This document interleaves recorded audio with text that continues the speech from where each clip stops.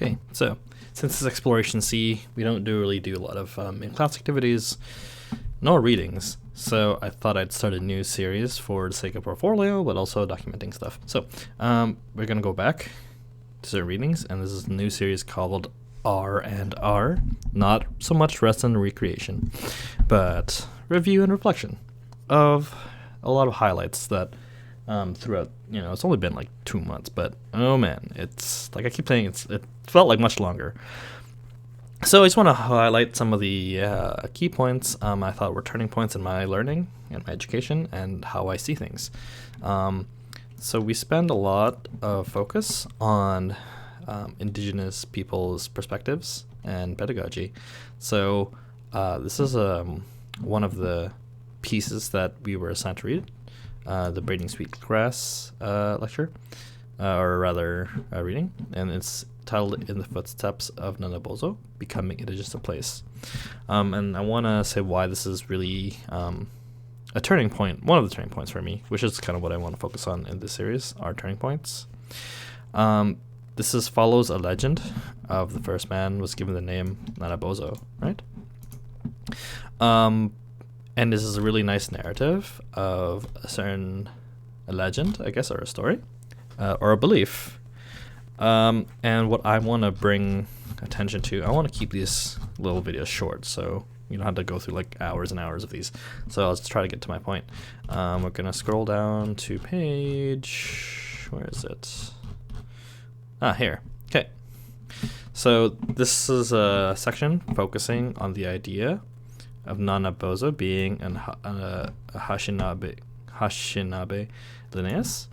Linnaeus, yeah, it says here, Swedish botanist and zoologist. So what he's really famous for is a certain classification system for naming organisms. What's the field called? It's called...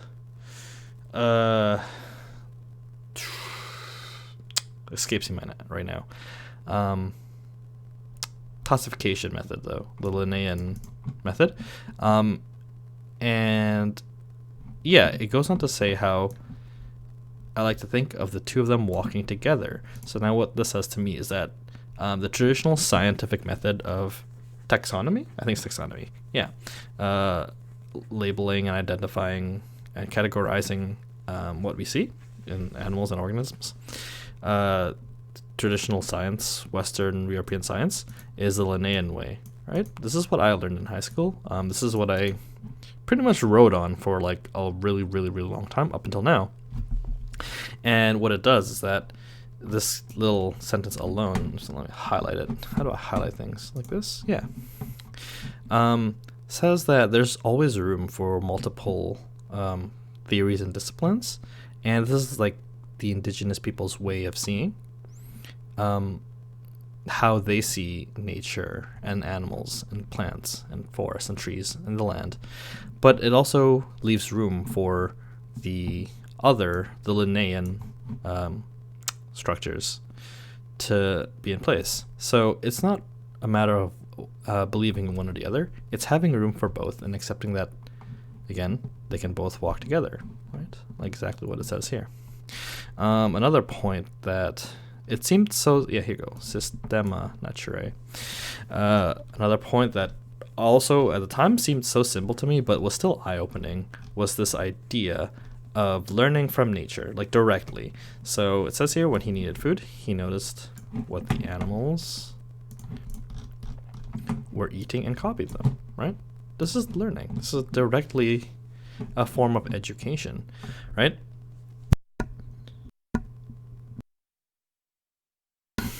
Sorry. And it is education as a way of life and a way of noticing what is in nature, right? And we copy them. So the heron taught him to gather wild rice, right? Plants too, who shared gifts and learned to treat them with the greatest respect. After all, plants were here first on the earth and have had a long time to figure things out.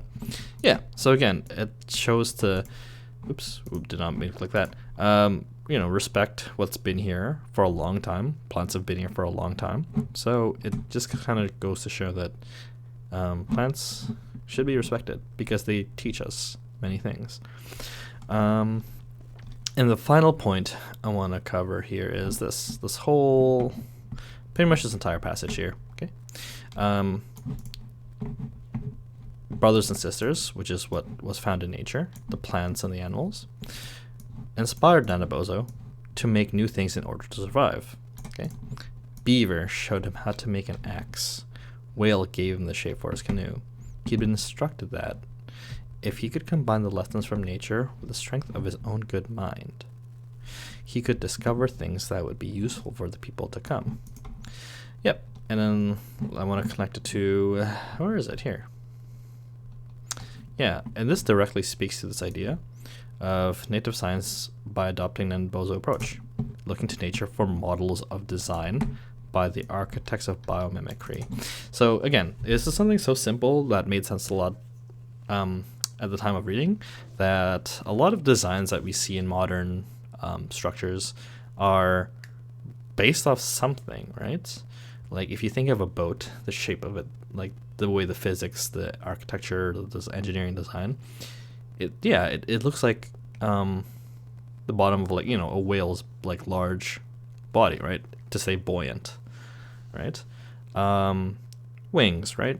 Well, except for maybe a helicopter, but even a helicopter, I would, you know, attribute to like the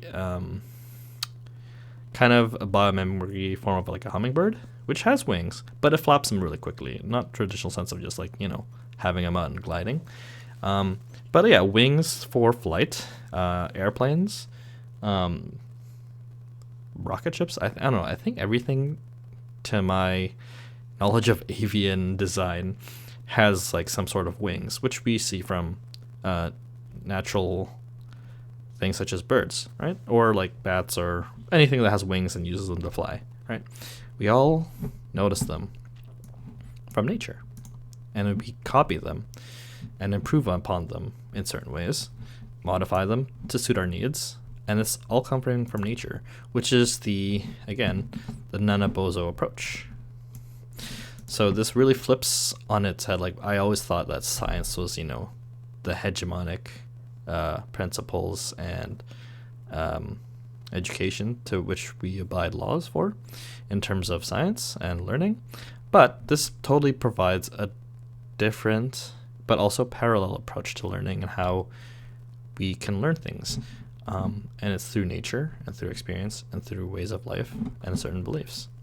So, yep, that's all for today's episode. I'm going to try to upload an episode every day regarding certain things that we learned and highlighting certain parts of the course. So that's it.